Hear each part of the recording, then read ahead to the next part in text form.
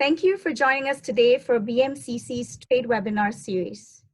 We are proud to welcome attendees from 8 different countries, and additionally, we're glad to see that there is quite a lot of interest in these markets, as this event is 100% fully subscribed. Today's topic will be trends across higher education systems in ASEAN, with a focus on Malaysia, Cambodia, Myanmar, and Vietnam. My name is Phoebe. I am a trade manager at the British Malaysian Chamber of Commerce, or BMCC as we are more commonly known. The BMCC's key pillars are networking and events, branding and exposure, trade services, and industry advocacy. The BMCC is also the overseas delivery partner for the Department for International Trade in the UK. My role is to assist UK education institutions and organizations in the Malaysian market. Today, we are delighted to collaborate with Tribal Group, British Council, and our regional British Chambers of Commerce, namely British Chamber of Commerce, Cambodia and Myanmar, and British Business Group, Vietnam. Joining us from Malaysia today, we have Mr. Guy Paring. Hello, Guy. Guy will be our moderator for today. He is the Regional Director for Southeast Asia for iGraduate, which is part of the Tribal Group, an independent benchmarking consultancy delivering comparative insights for the education sector, improving the student experience, and assisting institutions in ensuring their students are achieving their objectives in employment and citizenship. Guy spearheads the ASEAN operation and is based in Kuala Lumpur. Joining us from Cambodia is Professor Ken CHARMAN. Hello, Ken. Hello. Ken is a professor of strategy at the ChemEd Business School. He has a PhD from London Business School and is also the joint head at the Asian chapter for the Harvard Business School's Microeconomics of Competitiveness Network, and is visiting research fellow at the Royal Institution of Great Britain and Northern Ireland. Joining us from Myanmar is Mr. James Ong Cho Sun. Hello, James. Hello. James is the founder and managing director of a multiple award-winning education consultant based in Yangon, Crown Education. He is also the founder of the American College Test Center, ACT USA, and the USA Grade 12 program called ACT GAC, which is recognized by over 150 international universities. His most recent awards are the James Cook University, Best Partner Award 2019, and Singapore Institute of Management, the Excellence Performing Award 2019, and 2018 SME of the Year at the Myanmar Employer Awards. And last but not least, joining us from Vietnam is Ms. Hoang Van An. Hi, Van An. Van An is the head of education and society unit at the British Council in Vietnam. Her passion is on promoting the internationalization of education. She strongly believes that partnership in education will help solve social and economic issues, not just in Vietnam, but regionally and globally. Many of you will be aware that the British Council is the UK's international organization for cultural relations and educational opportunities. In Vietnam, the British Council creates friendly knowledge and understanding between the people of the UK and Vietnam by working towards internationalizing education and promoting science and research partnership, as well as promoting creativity, enterprise, and social innovation in Vietnam. Once again, a huge thank you to all our speakers. Before we start the session, a little bit of housekeeping. Please be forthcoming with your questions during this session and send it in through the Q&A function available at the bottom of your screen, instead of in the public chat function. We will attempt to address your questions if time permits. So without further ado, I'd like to invite Guy to begin the session. Over to you, Guy. Thanks, Phoebe. I'm going to start by presenting a few slides before we start the panel discussion with a focus on Malaysia, Myanmar, Cambodia, and Vietnam, And I want to give a quick overview of the region. So if you don't mind, I'm just going to share my screen.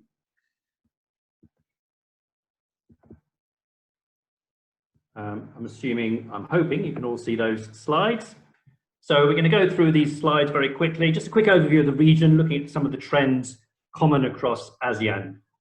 This is based on a British Council report that I produced at the tail end of 2019 called Horizons 2025. I'll share the link with you at the end so you can get access to the full report. And hopefully this will give a framework for the subsequent panel discussion. So for those of you who are not familiar with the region and the economic bloc defined by ASEAN, here are the 10 countries that make up ASEAN, highlighted in bold. And obviously you can see that today we're going to be focusing on Myanmar, Vietnam, Cambodia, and Malaysia. The first thing we should say really is that ASEAN as a whole is notable for its relative peace and stability, relative being, obviously a tricky word, but certainly since 1967. It's got incredible diversity in terms of its religion, economic development, and indeed social development. Looking at the size of its population, there's around 650 million people at the latest count.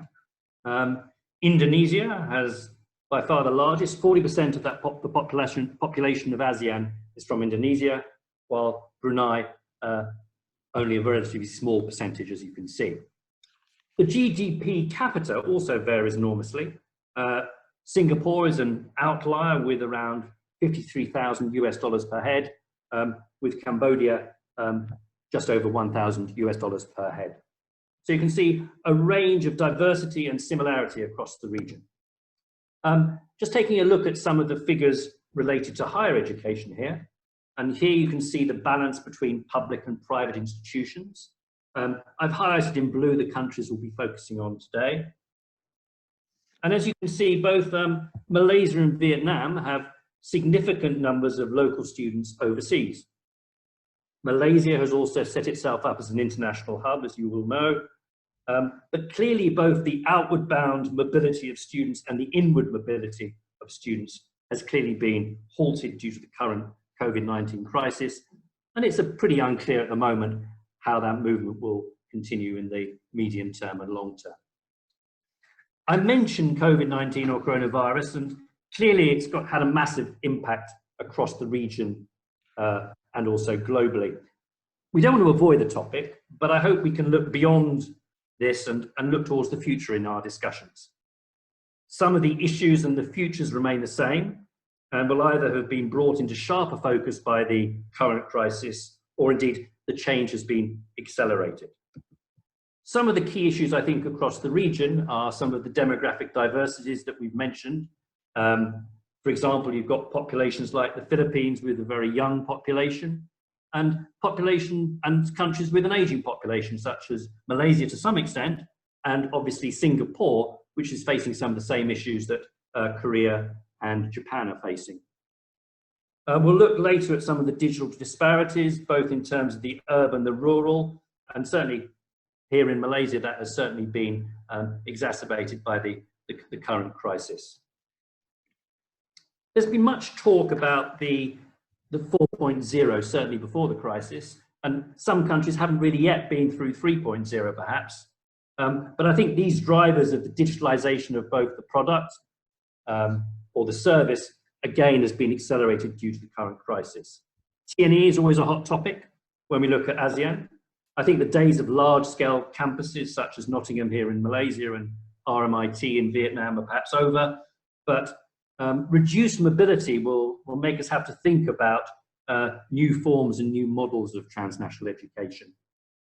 Employability of graduates remains a key issue, and with perhaps a drop into recession likely, again, this becomes even more relevant and pertinent.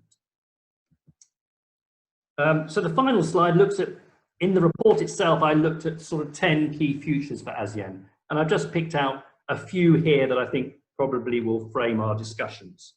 We'll look at the potential for collaboration and partnership, and obviously in particular for UK institutions and UK education providers.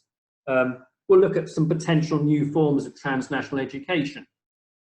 We'll look at the role of the private sector, and you saw earlier in the numbers how private sector in terms of numbers of institutions outnumbers the public in most of the countries we're talking about today. We'll also look at collaboration with industry. And finally, you can see the last point, which I haven't actually changed since the end of last year. It's still applicable, but of course, because of the COVID crisis, all institutions have suddenly had to go online. So that whole idea of the unbundling of credentials has accelerated rapidly, and certainly people are more and more looking at blended learning replacing traditional degree enrollment. So if you want to, these slides will be sent to you, but if you want to access the full report, you can see the full report on the link there. So during the presentations, please feel free to answer any questions. You can see the Q&A button at the bottom, obviously, which has been mentioned already. Feel free to ask any questions that you wish. I will try and either ask them directly during the conversation, or we'll move them to the end when we'll have a time to discuss the questions that you've raised. So let's start with potential partnerships. Van Am, perhaps we can start with Vietnam. Can you tell us something? What about the opportunities? Where are the opportunities for partnerships, particularly for UK higher education institutions in Vietnam? Thank you, Guy, for sharing what is the opportunity for UK higher education in Vietnam. So I won't go directly to what are the opportunity without stating about the condition that allowing education to growth and international collaboration to flourish. So as you know, Vietnam is an emerging economy with a population of nearly 100 million people. 65% are under working age. 100 million students are now enrolled in 240 higher education institutions. The economic growth had reached the 7% in 2018 and had been stable for numbers of years. But of course, because of the impact of COVID-19, so in Vietnam, it's expected to lower to 3.6%. The Vietnamese government is very committed to Industrial 4.0, and they are working toward the digital economy with 64% of internet penetration, and also the investment in the broadband 5G and providing the affordable smartphone, which is built on private-public partnership. This is to ensure that the population of the internet access, and also is the plan to transform Vietnam from a cultural-based country into manufacturing and service provider as a driver to GDP growth. So, you know, that with the recent trend in the global supply chain shifting, and also Vietnam's government performance on COVID-19 controls has opened up opportunity for Vietnam as an attracting destination for foreign investment. The increased inflow of foreign investment will open up labor market, but also present challenges to education system to provide graduates with high employable skills. Vietnam is still facing with challenges in quality of its human resources, issue with the skills mismatch and skill gap for the graduates. So the government realized that internationalization of education is one of the solutions to upskilling their workforce. As such, they have implemented a number of policy and reform, including the improvement of quality of higher education system, strengthening research and innovation capacity, enhancing foreign language skills, especially English, and open up education market for foreign investment. The government also considered transnational education, or TNE, is one part of the solutions, and English as its competitive advantage. They plan even to make English as a second language in Vietnam by 2025. So, but you might know that nearly 100,000 Vietnamese students are studying overseas, and 90% of them are self-funded. The TNE market in Vietnam also includes around like 550 TNE programs, and with 85,000 enrolled. UK ranked number 3 in Vietnam for the TNE delivery with 80 programs and 28 institutions. And Vietnam is one of the 17 emerging countries in the world benefiting from the Newton Fund, a UK government ODA support for socio-economic development through research and innovation. And the total funding for Vietnam is around 90 million GBP since 2014. So for UK, as such, for UK, I think that the partnership is quite varied. In the short term, and of course, we are talking about the challenges of the post-COVID-19 and the new normals of higher education. So the short-term opportunity is for UK to share experience and expertise, knowledge on online teaching, assessment of online learning. Consider a blended TNE delivery with the Vietnamese partners, working on recognition and accreditation of online learning, and help institutions to strengthen their governance and management. In the long term, we need to think about the partnership in teaching and learning, focusing on graduate employability through delivery of TNE program. You can think about working with industry to help improve the quality of the program. Looking at the capacity building for teaching staff and researcher, you can look for the joint research on area of the shared challenge. For example, digital, future mobility, smart city, aging population, infectious disease. Newton Fund and Global Challenge Research Fund are opening call for research on COVID-19. So that representing the diverse area of partnership between UK and Vietnamese institutions. And of course, British Council is very happy to support you to identify the opportunity in Vietnam. So thank you, Guy. Great, thank you very much, Van An. Can we move now over to Myanmar? James, can you comment on that opportunity for partnerships for UK higher education institutions, particularly in Myanmar? I think you're still on mute, James. You need to unmute yourself. I'd like to touch on, thank you, Guy. And I'd like to touch on 2 areas, a few minutes on the government, what is governments doing, and a few minutes on what UK institutions can collaborate and initiate with the private sectors. Myanmar government recently tried their efforts to reform their entire higher education system as national priority. And one of the main driver is recognitions of impact role of human capital to the economic development goals of the country. So it's definitely respond is high level of enthusiasm and energy from the students, teachers, and all higher educations among university as well. Of course, we do have a challenge that is need currently exit capacity of political and economic systems to the to respond effectively. This is one of the challenge. And the need of higher education in Myanmar is are intensive, from physical infrastructure, information technology to academic curriculum, upgrading of the quality of faculties, and so on and so forth. So on the other hand, these challenge encouraging to create partnership that can lay the groundwork for other larger engagement with UK universities. So as you mentioned in your slide, the private government institutions, there is 169 university, college, vocational training centers.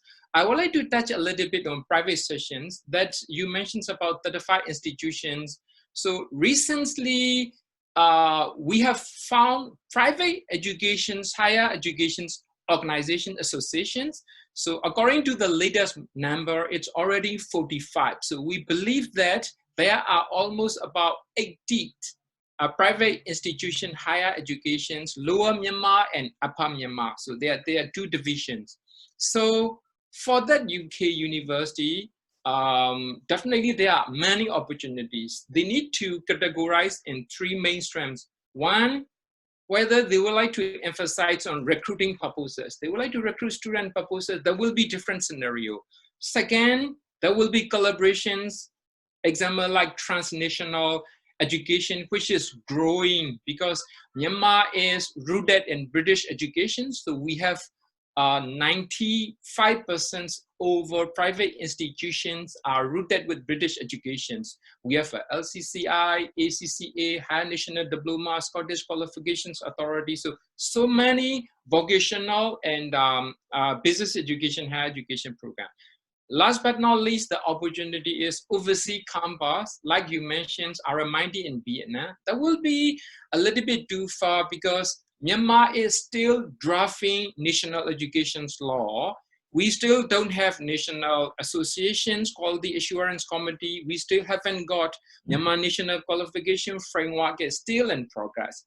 But last but not least, in 2018 April, Myanmar Investment Commissions released a notifications. Foreigner right now can and make investment 100% in private education sectors, business education, technical and vocational education, higher educations. Either they collaborate with the local partner in here, or they can come and 100% to set up their own institution. So from the policy point of view, government is very encouraging. From the legal framework, still in progress. Education law is still drafting in Parliament. From the ground business perspective, we believe that after COVID, still growing, because according to one of the report, international school from 2017 to 2019 double in number. And IGCSE takers are also increasing, IELTS takers, so on and so forth. Thank you, guys. Great, James. Thank you very much. And now let's move on to Ken. So Ken, again, from the perspective, the opportunities for partnerships for HE education, HE. Just sorry, before you start, I just want to say we've had lots of questions. We already had 8 questions coming in. I will get to deal with those later. But first of all, Ken, on opportunities for partnerships. Okay, many thanks. I'd like to say I've been here in Cambodia for a couple of years now. And so previously I was in Central Asia for many, many years in business education. So my experience really comes from both. And what I would very much echo Van Am and James's comments that the opportunities are great, okay, for being involved in collaboration. And I just wanted to try and add to those comments rather than repeat them, because there's been a lot of growth in this area. And there's going to be a lot of growth in this area, and it's the diversity of the growth which I feel is attractive for partnerships. Because Cambodia in particular is building, it's a new generation here, and I notice very much that in areas of agriculture and light manufacturing, as well as IT, that there's growth that's coming along, okay? And I know that in terms of answering questions about skills mismatching, I tend to put the growth and development of the education system lining up behind the growth of the economy. And where we see what is a very business-friendly economy here I know there's a lot of construction as well, but there's a growing area in light manufacturing here. I see areas like vocational education, as well as business education really growing, as I think James was saying. And looking at what I see as a relative newcomer to this region, I see very strong network effects. So the idea of coming in here as a partner, whether you're collaborating with existing higher education institutes or whether you're setting up one, I think that the grounds for collaboration are very good. But to look at the long term is this region, there's a strong network effects.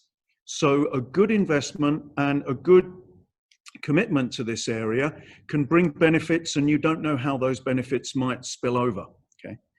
I think in all areas, there's going to be areas for teaching development, both on a franchise basis and on a joint development basis, because there's certain areas where, Cambodia is doing, very well in terms of the technical access to communications technology, and we're doing very well on the online programs.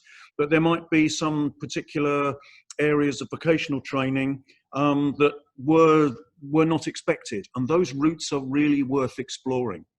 And given that the economy is expanding, it's another 7% per year, the skills to help that economy expand in terms of manufacturing and finance and law and all the aspects that are necessary, the opportunities are here. I notice that there's strong networks over here. So a partnership in teaching could spill over to something else if it adds value from both sides. I would not ignore research because research is often overlooked.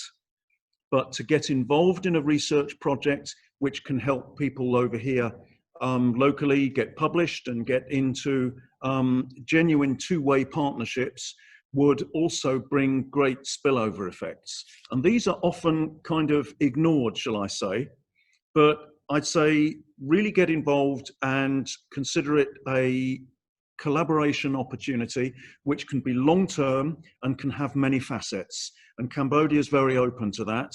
And this next few years, I think, will tell. Great, thanks. Thanks, Ken, that's fantastic. We've actually already done half an hour. We've got only 30 more minutes, so we're going to try and rattle through the questions fairly quickly. I'll try and incorporate some of the questions that people have raised in the Q&A. If we can go back to Vietnam, Van An, we're looking at, obviously, COVID has meant everything has shifted to online delivery. Do you see opportunities for training for teachers, online provision development, how to build courses, how to adapt the curricula for UK providers in general? And we've actually got a question from someone called Ben Porter, who's looking at particularly in terms of opportunities in Vietnam for UK digital English language learning providers, which obviously connects with the overall question that I've asked. So Van An, maybe you could comment on the effect of everyone having to shift online and perhaps the opportunities that create. Thank you. Thank you for that. The Vietnam is the very first, one of the very first countries that had the government decided to close school because of the coronavirus. And at the same time, they encouraged higher education institution to consider apply online teaching to traditional face-to-face courses, and also provide some kind of guiding for the institution to ensure the quality of the online teaching. However, not every higher education institution apply online teachings. So it is a report that only 50% of the public university are applying. But in terms of the private university sector, it is 70%. The other international university in Vietnam apply some form of the online. They are not as eagers and hungers as the private providers. However, the situation involves and also presenting some challenges and opportunity for higher education institution. And the challenges, I think that is very common everywhere because of the quickly adapt to the online learning. The utmost issue for the higher education in Vietnam is the lack of online teaching skills for lecturers, and also lack of self-study skill for students. Not every institution here in Vietnam have their own LMS or LCMS, or even like they don't have the relevant and secure platform for the massive online teaching. It's also the online teaching also widening the equity gap for learning, because not every student have the equipments and devices to apply the online learning. It's also present the challenges with assessment and content development and teacher methodology. So these challenges also turn into the opportunity for the UK institution on developing the assessment of the online learning and the quality assurance of that online learning. Providing the capacity building for the lecturers on methodology and content development for the blended learning and teaching. It's also opened the opportunity for consider the TNE blended mode, because you know that the COVID-19 changed a lot about this perception of the online learning. In the past, people don't bother to apply the new methodology. But with the COVID, they now start looking at that. And one of the policy impact on the higher education institution in Vietnam is that after COVID-19, the Ministry of Education and Training requested university to include 20% of the online teaching in their normal teaching program. That presents a huge need for the methodology. And return to your question about the digital. As I mentioned, that the government of Vietnam want to change their economy to the digital economy and the e-government. And for the foreign language project, the very large foreign language project, one of their priority is to to develop the learning management system for the digital English, because they want to universalize, and they are looking for solution. So it's also good that DIT, the Department of International Trade in Vietnam, together with the ELT sector in the UK and British Council, we are looking for the opportunity to run like kind of like virtual exhibition, focusing on the digital offering of the English learning to the Vietnamese provider. So I hope that you can join and share what the solution you can offer to provider and also the government of Vietnam. Thank you very much. That's great. And obviously, you'll get all our email addresses at the end. And I'm sure if you want to email the speakers directly, particularly Ben, a question about specific providers in Vietnam, which obviously we haven't got time to go through here, but I'm sure Anand would be happy to answer. James, if you can move on to Myanmar, and again that question about the new opportunities that have arisen because of the COVID crisis in terms of online training, online, etc. We have to admit that we are a little bit left behind comparing to the other countries in the ASEAN's preparations of Industry 4.0 response. And I think Crown Educations and Raya Academic Institute is one of the company in Myanmar aggressively educating Education 4.0, which is digital disruptions. It's augured from the Industry Revolution 4.0. Still, yesterday, we had a training to university, government university in Myanmar with collaborations with one of not-for-profit institutions called Texla. We are helping right now. COVID is trying to push these factors. We haven't got much proper preparations response plan for Industry Revolution 4.0. Like so far as I heard, Thailand is preparing for Education 4.0, Industry Revolution 4.0. Vietnam definitely, but we haven't got it much. So I was foreseeing about a year ago, I invited British Council and that digital learning platform. I mentioned that digital disruption is coming. It's affecting to every sector. So right now we are trying our best, but pros and cons. Because of recent COVID, private and public sectors are realizing that they have to use the technology to leapfrog the bridge between the gap with the other country. So that's what we are doing right now. And I just remember that from the British partner university, there is a program called Future Learning. So a lot of UK university collaborating to the platform. So by promoting that future learning, not many people in Myanmar know that they can learn freely like Coursera or edX. There is a future learn initiated by collaborations with a lot of UK university. So if either from the British Council perspective, we have to push a little bit to private and public sectors. Now they are woke up. They know that they have to be on that digital platform. So one good point is they already woken up. Second point is they need help. Someone's to bridge these gaps, Guy. Thank you. Great, thanks, James. And Ken, what's the situation in Cambodia in terms of the online opportunities for online delivery, training for teachers? I personally think that the opportunities are enormous, because I think that this has some of the tragic events of COVID-19 have obviously really pushed people to change to online courses, and many people have. We certainly have, and there's, like many countries and institutions, we're having to become overnight experts. And I think many people, not only us, but many people are realizing that it is actually doable. And I would say that this really does open up some possibilities which I've noticed during the last couple of months, in that we can actually communicate with each other very easily from any distance, from any part of the world, without having to travel.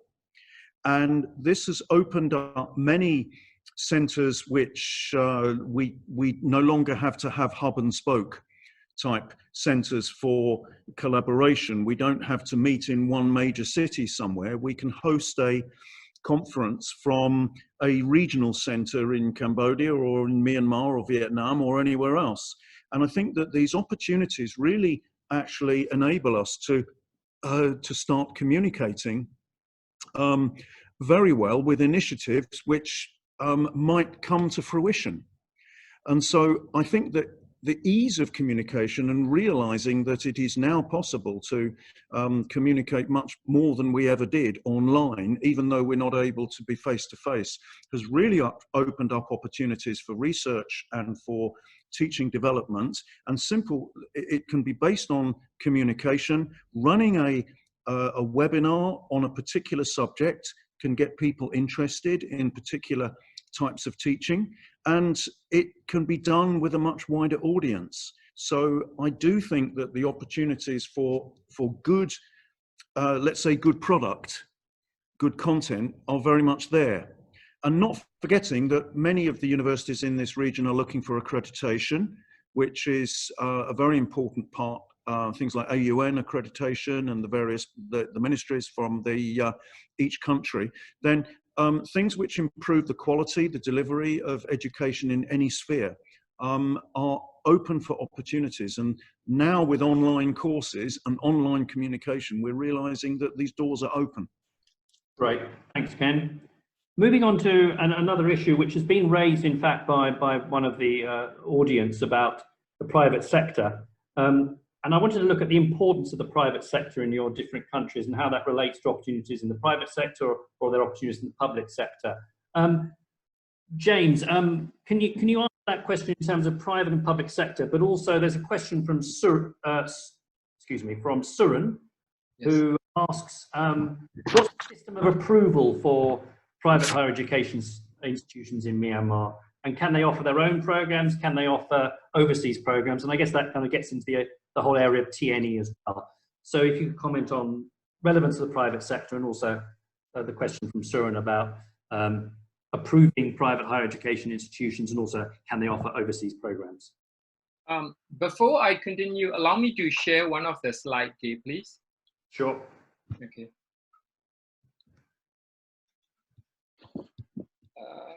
This is it.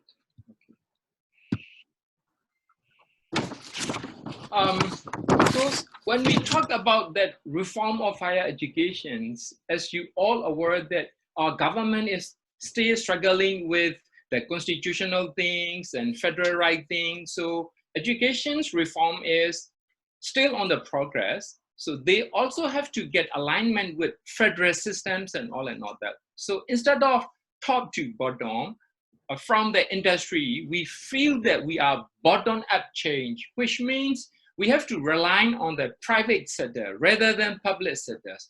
We believe that government has also realized that they need to give more room for the private sectors. So a lot of good news, Kai. Recently, from the capital, Naypyidaw, the municipal mayor from the capital, Naypyidaw, even organized a meeting saying that they are willing to offer even free land to education investors.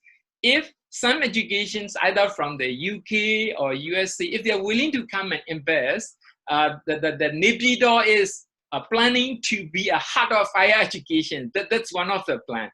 So from the participants, if someone interested in it, I can directly engage with that authority person. They can go and negotiate what other opportunities. They are so much willing to give, like land usage, long-term usage with a very free premium, so and so forth. So my point is, we have to start from the private institutions. So, but as Mr. Suran asked the questions, the challenge at that moment is, because the national education law is still drafting in the parliament. Under the national education law, there are two committees, National Associations and Quality Assurance Committee, which is going to be aligned with qualifications. Which qualification is having which level? To give you an example, in higher national diploma, it's either level 4 or 5, or post-secondary. Post-higher education is level 6 or 7. So we are still drafting in it. So to go back to Mr. Suran's questions, at that moment, a little bit strange, anybody can offer any courses at any institutions at that moment. Government is just wanting that you make sure that you are offering the quality. But as I mentioned in here, there are three types. One type is unaccredited courses, like ICM is very popular in here, IQN, they are not under OFQUAL. They are not academically calibrated. But another programs, which is mostly middle classes, relying on City and Guild, ACCA, LCCI, these are most popular for middle class people. They just try to get 6 month, 1 year training, but there is no regulation body at that moment to monitor qualifications. These two, as I mentioned, Myanmar National Qualification Framework is still progressing. After the National Qualification Framework, there will be national associations or called the Assurance Committee. They are supposed to monitor these qualifications. So last but not least, these are rather transnational qualifications. Students offer these programs by collaborations with the university. So at that moment, not government regulated body is monitoring, but it's coming in the future. Thank you, guys. Thanks a lot, James. Sorry to interrupt you. I want to move on. We've got so many questions from the audience, and Vanan and James, I hope you don't mind. I'll start taking some of the questions from the audience now, rather than the sort of questions that I sent to you earlier, but they will be connected. I should add that Ken had to leave briefly because there's a fire alarm in his building, so I'm hoping he'll be able to join us later. So Vanan, if I can ask you about TNE specifically, because there's been a few questions about transnational education in terms of the programs that are available. So one of our participants, whose name was Heike Manning, said you mentioned 550 TNE programs and 85,000 students. What programs are popular in Vietnam? And obviously, so what are the opportunities in Vietnam for TNE? And also Neil Farrell asks, if UK is number 3 in Vietnam, who's number 1 and 2 in terms of TNE? Vanan, if you could address that. Hi, can you hear me? Yeah, the overall landscape for TNE. Yeah, all right. So, you know, just directly to talk about the numbers of the TNE program, job training program. So France is a number 1 and the US is a number 2. And UK comes under 1, followed by Australia, China, and Taiwan. So we have kind of various range of institutions. And the most common one is always about the business and management. But we also see that an increase in the new emerging areas like logistics and also logistics and hospitality. But apart from that, we also see like the patterns is changing, including other form of programs that often not included in the TNE. It's included the health science. It's also included the pharmacy and the engineering and IT courses. That's great, thanks. James, what are the opportunities for TNE in Myanmar? Could you repeat that again, Mr. Guy? Yeah, sorry. What are the opportunities for transnational education in Myanmar? Do you think? Definitely, this is the areas growing. Either they can have a franchise or offshore campus, of course, not 100%.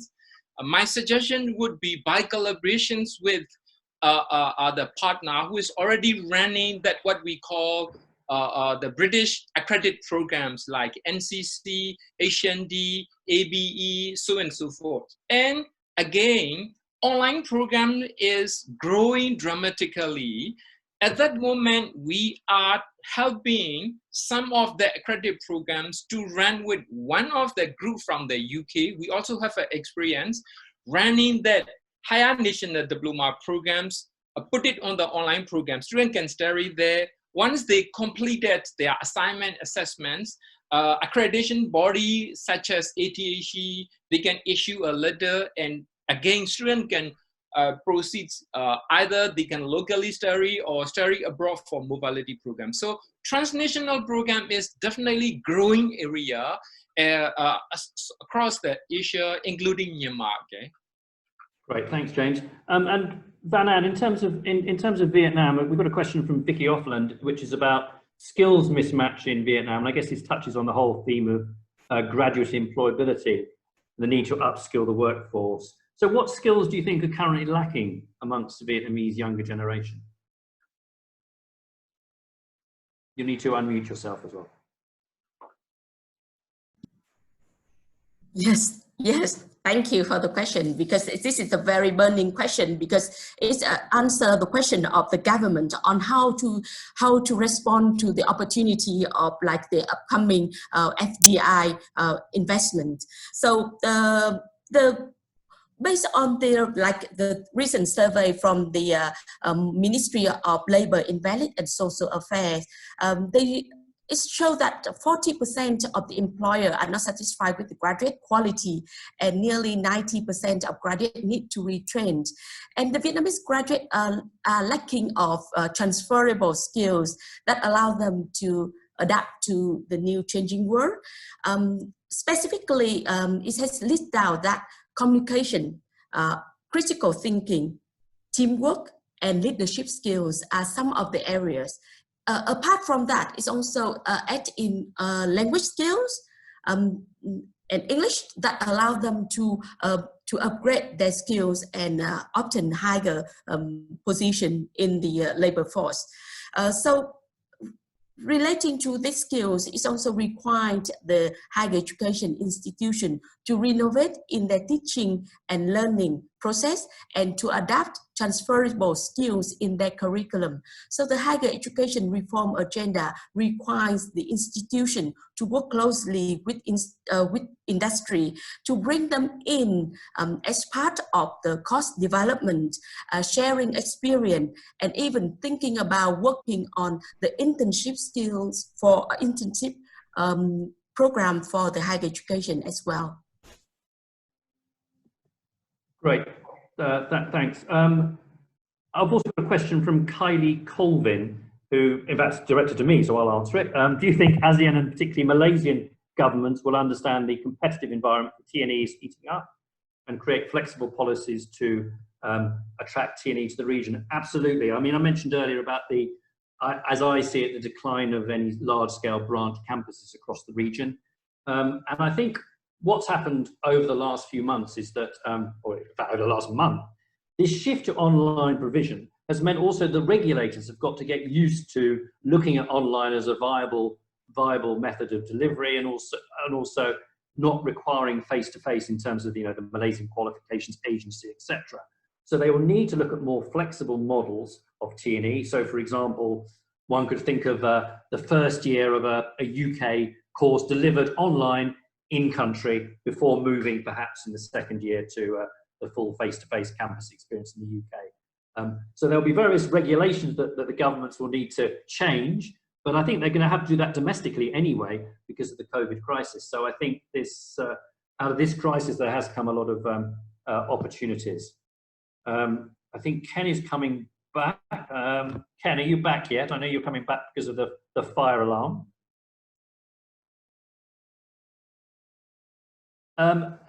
Well, let's continue on with our conversation. Ken is now back. Ken, I can see that you're back, so let's let you come in. You need to unmute yourself though.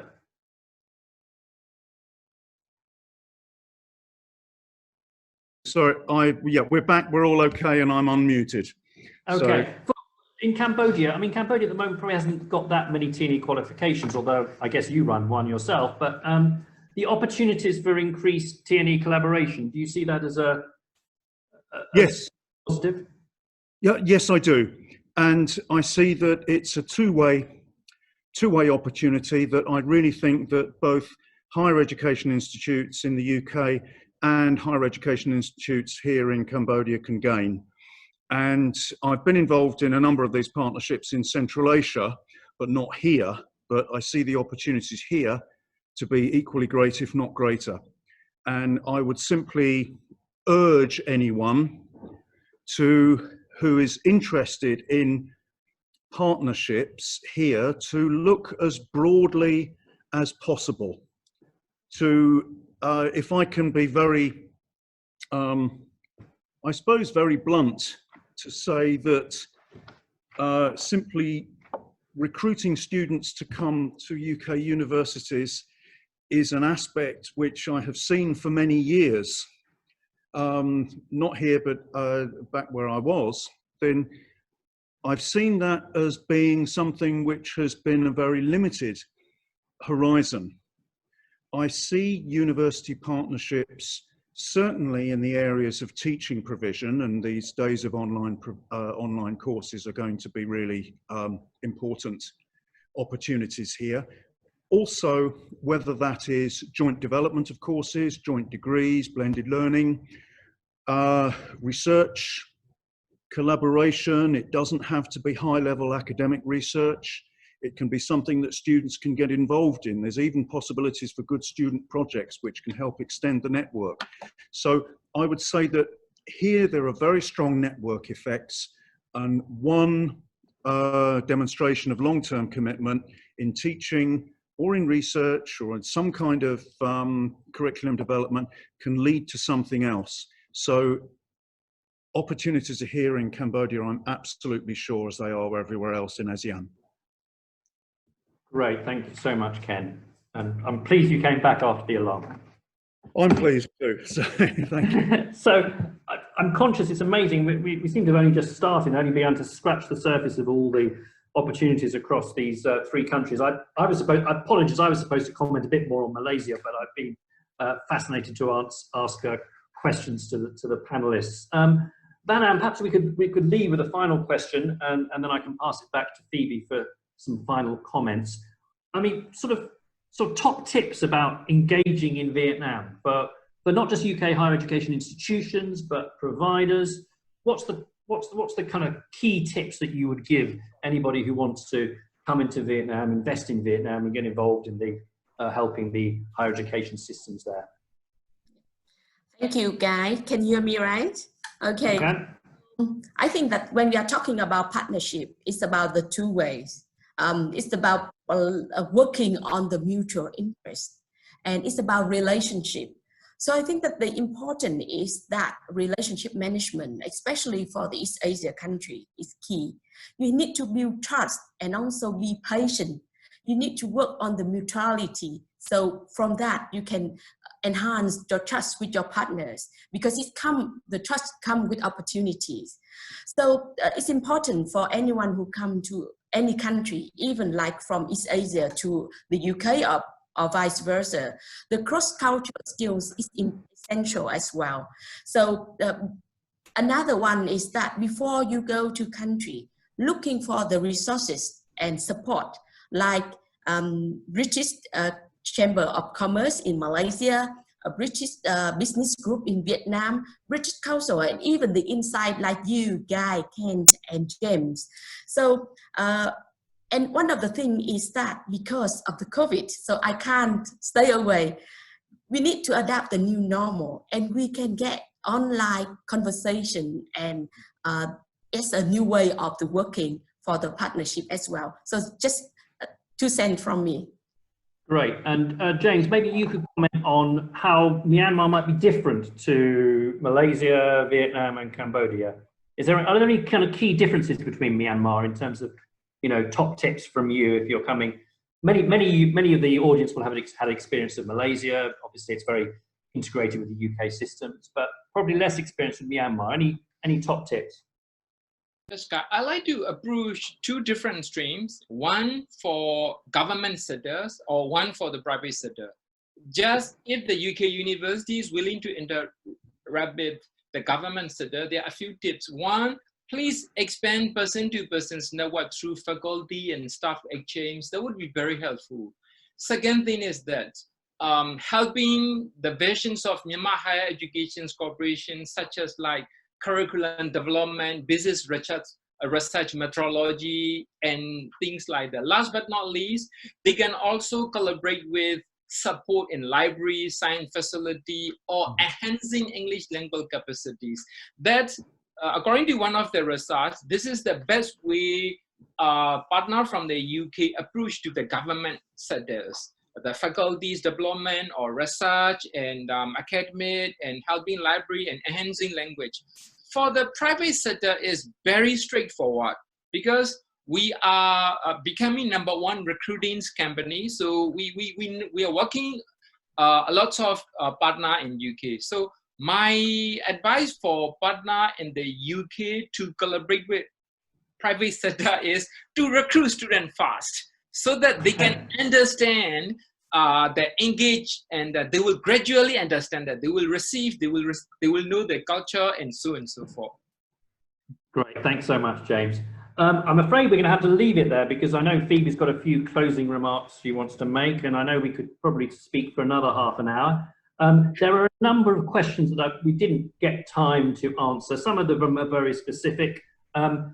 Ken, Fanan, James, maybe we'll look at some of those questions ourselves after this, and maybe we can reply to some of the individual questions about things like key shortage skills in Cambodia, etc. So we will follow up with those of you who have raised some questions.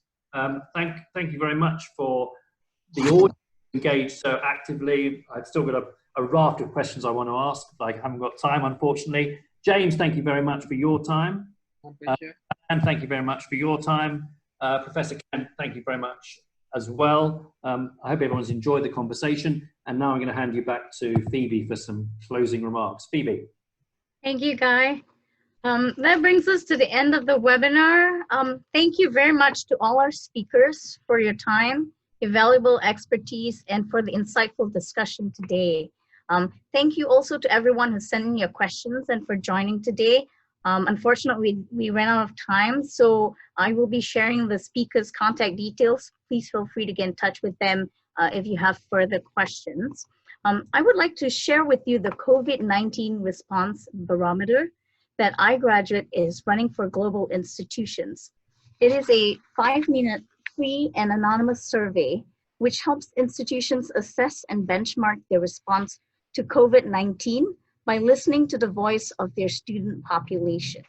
It is a live survey allowing institutions access to an online dashboard showing results against the global benchmark. The link is attached. For further details, please contact Guy Paring. His contact information is in the next slide. And if you have any inquiries for any of the speakers or any of the chambers, please do take note of the contact information. Thank you also to my colleagues, especially Ira, Aaron, and Sam, who have assisted me behind the scenes to make this happen. We have 2 other upcoming webinars this week. Tomorrow's webinar is a collaboration with HSBC, and the topic is the future of international trade in uncertain times, Malaysia and ASEAN region. The next webinar is on 22nd May in collaboration with Serba Dynamic, the Federation of Malaysian Manufacturers, and the Malaysian Industrial Development Authority on COVID-19, a catalyst for Malaysia's 4th industrial revolution. For more information and registration, please visit our BMCC website or contact one of our team members. Thank you once again. Take care, everyone. Stay safe and healthy.